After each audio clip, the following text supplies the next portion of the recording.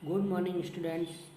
आज का विषय हमारा विज्ञान क्लास 6 का अध्याय 2 भोजन के घटक।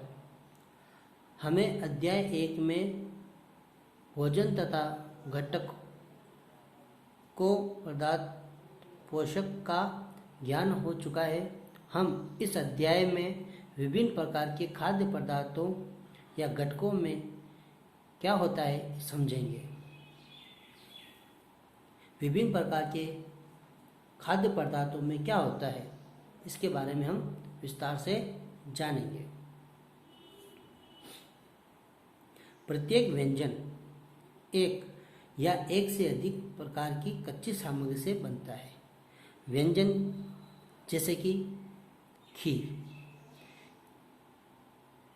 एक या एक से अधिक कच्ची सामग्री के अंतर्गत चावल, गेहूं, शक्कर आते हैं, जो हमें पादपों से शक्कर और चावल प्राप्त होते हैं या जंतुओं से मिलते हैं। अब दूध जंतुओं से मिलता है, तो ये तीनों कच्ची सामग्री से क्या बना, व्यंजन बना।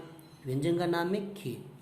ठीक है, तो विभिन्न खाद्य पदार्थों में क्या होता है।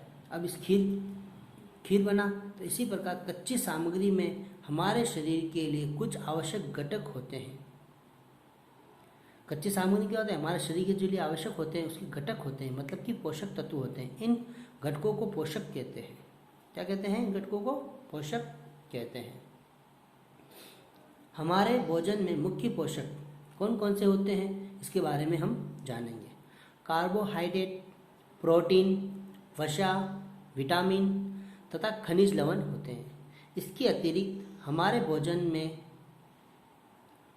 वृक्षांश तथा जल भी शामिल है, जिनकी हमारे शरीर को आवश्यकता होती है। हमारे शरीर में जो हमारे भोजन में मुख्य पोषक तत्व होते हैं, ये सभी उनकी हमारे शरीर में आवश्यकता होती है।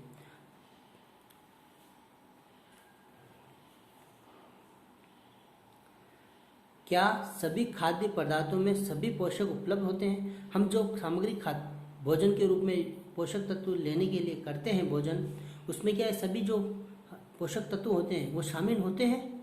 तो इसके बारे में पोषक को उपलब्धता के लिए इन परीक्षणों के पके हुए भोजन तथा कच्ची सामग्री पर करेंगे। अब हम पता करेंगे हम जो भोजन कर रहे हैं उसमें ये सारे पोषक तत्व है या नहीं।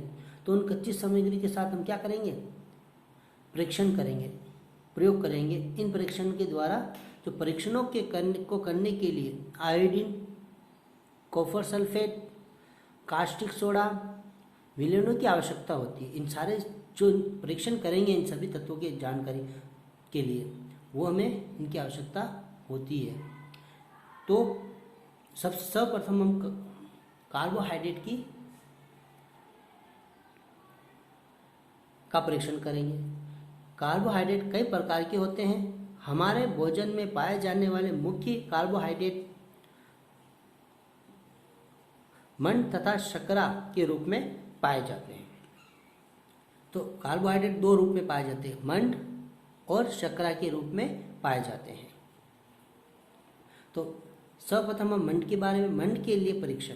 मंड के मतलब कि कार्बोहाइड्रेट मंड के रूप में पाया जाता है हमारे शरीर में, तो मंड के लिए परीक्षण करेंगे, मंड पाया जाता है या नहीं। तो परीक्षण के लिए खाद्य पदार्थ या कच्ची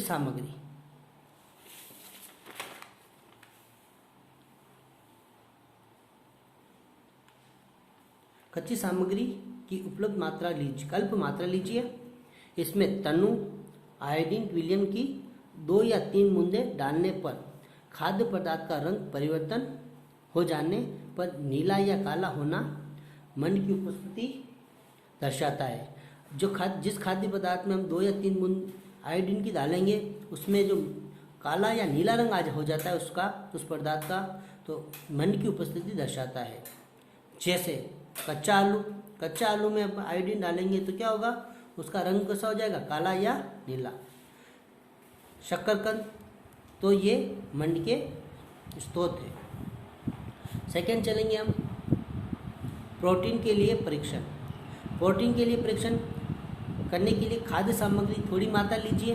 यदि खाद्य सामग्री ठोस रूप में है, मतलब कि वो थोड़ा कठोर रूप में हो, ठोस रूप में हो है, तो पहले उसका पेस्ट या अथवा चूर्ण बनाए। उसे साबुत रूप में हो तो उसे क्या करना है, उसे हमें चूर्ण बनाना, उसका क्या आवश्यकता होती है। उसके चूर्ण को एक साफ परख नली, ये जैसे ये एक परख नली है, उसमें हमने खाद्य सामग्री का चूर्ण बनाकर उसमें डाला, ठीक है। उसके साथ पानी भी मिलाया, उसमें कॉपर सल्फेट डाला, कास्टिक सोडा डाला, और डालने पर उसका रंग बैंगनी रंग का खाद्य पदार्थ में होने पर तो खाद्य प्रोटीन की उपस्थिति दर्शाता है। अगर बैंगनी रंग हो जाता है इसका, तो ये खाद्य पदार्थ में प्रोटीन को उपस्थिति दर्शाता है, ठीक है। अब हम इस तरह से हम परीक्षण करके कार्बोहाइड्रेट प्रोटीन के बारे में जान चुके हैं। उसके बाद है वसा। वसा के लिए खाद्य पदार्थ की अल्प मात्रा लीजिए, इसके एक कागज के टुकड़े में लपेटकर कूटिए, उसको दबाइए। ध्यान रखें कागज फट ना जाए। अब कागज की सीधा लीजिए और ध्यानपूर्वक देखिए क्या उस पर तेल के धब्बे हैं, तो खाद्य पदार्थ में वसा की उपस्थिति दर्शाता है। अगर उस पर धब्बे उपस्थित हैं तो उस पर खाद्य पदार्थ उपस्थित होता है। अगर ये धब्बे उपस्थित होते हैं तो खाद्य ये वसा की उपस्थिति दर्शाता है। हमने तीन पोषकों कार्बोहाइड्रेट, प्रोटीन तथा वसा के लिए खाद्य पदार्थों का परीक्षण किया था। विटामिन तथा खनिज लवण जैसे अन्य पोषक भी हमारे विभिन्न खाद्य पदार्थों में उपस्थित रहते हैं।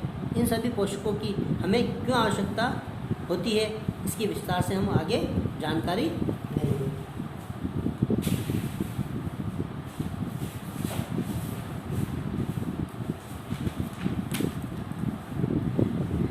विभिन्न पोषक हमारे शरीर के लिए क्यों आवश्यक है।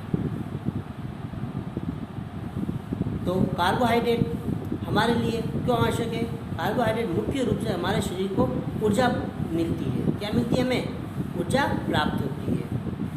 परंतु समान मात्रा में कार्बोहाइड्रेट या वसा दोनों की बराबर मात्रा में होने पर भी वसा में सबसे अधिक ऊर्जा प्राप्त होती है।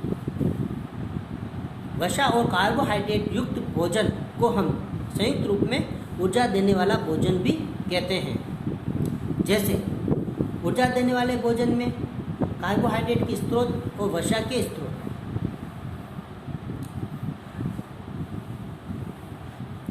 कार्बोहाइड्रेट के स्रोत कौन कौन से हैं, जिसमें बाजरा आता है, आलू आता है, गन्ना, चावल, पपीता, तरबूज, गेहूँ, आम, मक्का, ये सभी कार्बोहाइड्रेट के स्रोत हैं जो हमें ऊर्जा प्रदान करते हैं। नेक्स्ट आता है वसा के स्रोत। वसा से हमें कार्बोहाइड्रेट ऊर्जा प्रदान होती है। जो वसा में सबसे पहले पादप स्रोत जो पादपों से प्राप्त होती है, मूंगफली, सोयाबीन, तिल और गिरी, ये हमें पादप से ऊर्जा प्राप्त होती है। जंतु स्रोत से हमें मांस, मछली, अंडे, दूध और घी ऊर्जा लेने के लिए जंतु स्रोतों में इनका इस्तेमाल भोजन में खाद्य पदार्थ में करना आवश्यक है। अब आता है प्रोटीन। प्रोटीन की आवश्यकता हमारे शरीर में वृद्धि करने में, मतलब विकास करने में, स्वस्थ रहने के लिए होती है। ठीक, प्रोटीन युक्त भोजन को प्राय शरीरवर्धक भोजन कहते हैं। शरीरवर्धक मतलब कि शरीर को विकास और उसके डेवलपमेंट में काम आता है। प्रोटीन के स्रोत में पादप स्रोत और जंतु स्रोत। पादप स्रोत में हम चना, मूंग, राजमा, तुअर दाल, मटर, सोयाबीन का उपयोग करते हैं। जंतु स्रोत में हम मांस, मछली, पनीर, अंडे, प्रोटीन के स्रोत हैं। अगला आता है हमारा विटामिन। विटामिन रोगों से हमारे शरीर की रक्षा करता है। क्या करता है? विटामिन हमारे रोग होने से रक्षा करता है। हमारा विटामिन हमारी आँख, अस्थियों, दांत, मसूड़ों को स्वस्थ रखने में भी सहायता करते हैं। हम विभिन्न प्रकार के विटामिन के बारे में जानेंगे। रोग और लक्षण, अगर विटामिन के अभाव में कौन कौन से रोग हो जाते हैं, उसके लक्षण क्या क्या हैं, वो समझेंगे।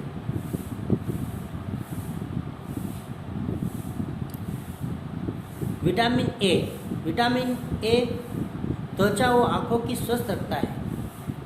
अभावजनित रोग या विकार, इसके अभावजन्य में कौन से विकार आते हैं, कौन सा रोग होता है? क्षीणता, दृष्टिहीनता आती है। क्षीणता और दृष्टिहीनता आती है। और लक्षण क्या है इसके? कमजोर दृष्टि, अंधेरे में कम दिखाई देना, ये इसके विटामिन ए के लक्षण हैं। हमें विटामिन ए के लिए भोजन में पपीता, आम और गाजर ले सकते हैं, जो हमें विटामिन की का स्रोत है। Vitamin B. विटामिन बी इसके अभाव में बेरी नामक रोग होता है और दुर्बल पेशियां और काम करने की ऊर्जा में कमी आती है। ठीक है, अगर विटामिन बी के लिए गेहूं, चावल युक्त को भोजन के रूप में लेना आवश्यक है। विटामिन सी स्कर्वी रोग होता है इसके अभाव में और रोगों से लड़ने में मदद करता है विटामिन सी। लक्षण क्या है इसके रोग के? मसूड़ों से खून निकलना, घाव बनने में अधिक समय लगना, ये है। अगर विटामिन सी के हमें खाद्य स्रोत कौन कौन से? संतरा, टमाटर, अमरूद, मिर्च, नींबू, आंवला। विटामिन सी के लिए इनका हमें खाद्य स्रोतों का उपयोग करना आवश्यक है। विटामिन डी रिकेट्स नामक रोग होता है। इसके अभाव में अस्थियों और दांतों के लिए कैल्शियम का उपयोग सहायक है। ठीक है, इसके अंतर्गत अस्थियों का मुलायम होकर मुड़ जाना, मतलब कि कमज़ोर होकर मुड़ जाना, ये इसका विटामिन डी की कमी से होता है। तो विटामिन डी के लिए हमें अंडे, दूध और मछली का उपयोग करना आवश्यक होता है।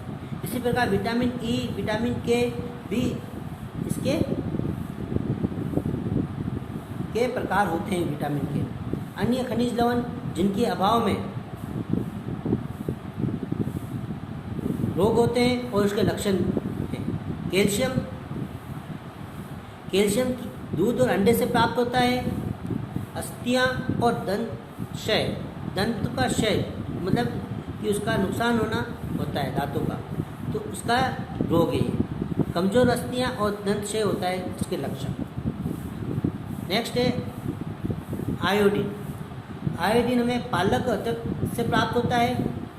आयोडीन की कमी से घेंगा रोग, राइटर भी कहते हैं इसे, गर्दन की ग्रंथियों का फूल जाना, बच्चों में मानसिक विकलांगता आना, ये सभी इसके लक्षण हैं। लोहा तत्व खनिज हमें पालक, पपीता और सेब से उपलब्ध होता है।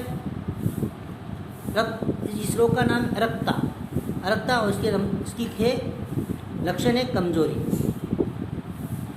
ठीक है, इसके आगे का विस्तार से हम जानेंगे नेक्स्ट वीडियो में। Thank you.